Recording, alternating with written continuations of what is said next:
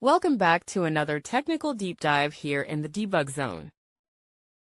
Today, we're tackling a big question and breaking it down with insights from other users. Hopefully, this clears up some misconceptions and helps you get the answer you need.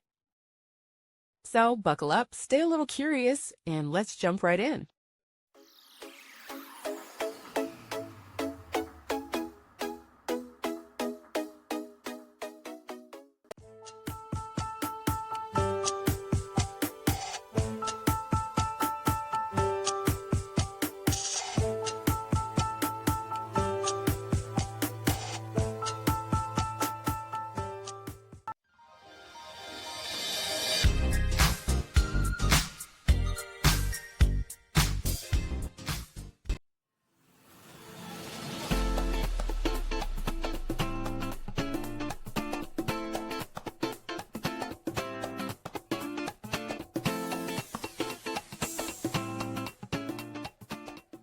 And that's a wrap.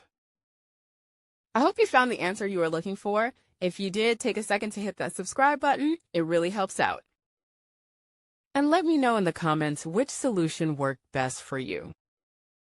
See you next time in the debug zone.